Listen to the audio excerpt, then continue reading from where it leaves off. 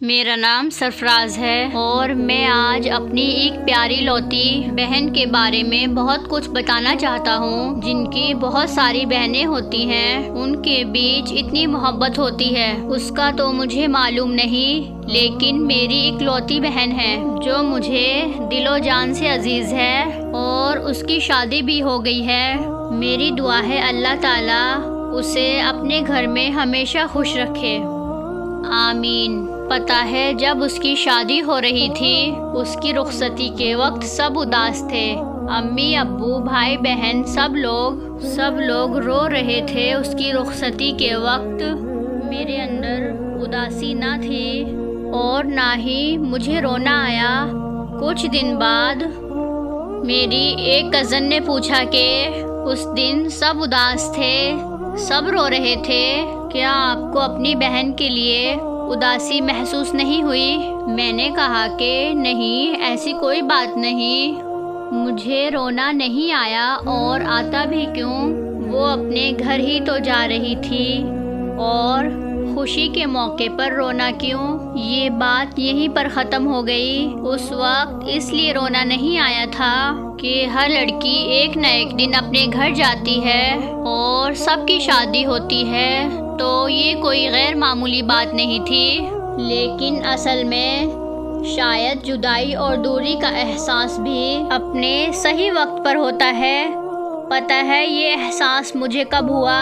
چوتھے دن اپنی دکان سے فری ہو کر گھر واپس آیا، مجھے اس کے ہاتھ کی بنی ہوئی چائے نہیں ملی۔ میں جب بھی گھر آتا تھا وہ میرے لیے تازہ الائچی والی چائے بناتی تھی، وہ بہت پیار سے دیتی تھی کہ یہ لو بھائی جان، تھک گئے ہوں گے، چائے پی لو۔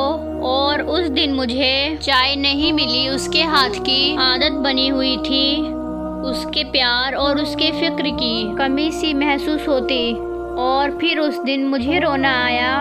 اور جب بھی میری تنخواہ ملتی تھی میں لا کر اس کے ہاتھ میں تھما دیتا تھا۔ میری بہن میرا بینک تھی، ہر مہینے وہ میری تنخواہ میں سے وہ کمیٹی نکال دیتی تھی۔ آج جب امی کے ہاتھ میں رکھ کے پیسے، کچھ الگ سا محسوس ہوا، شاید بہن کی عادت تھی نا، اسے بے دھڑک بول دیتا تھا کہ یہ لو سنبھال لو پیسے اور گھر کے اخراجات دیکھ لو۔ آج وہ نہیں تو اس کی کمی کی وجہ سے مجھے رونا آیا۔ ہر چاند رات پہ مجھے زبردستی بیٹھا دیتی تھی کہ آج تمہارا فیشیل کروں گی، صبح عید ہے، میرا بھائی سب سے زیادہ ہینڈسم لگے، اور فیشیل کے سامان سے پگلی مکمل فیشیل کرتی میرا۔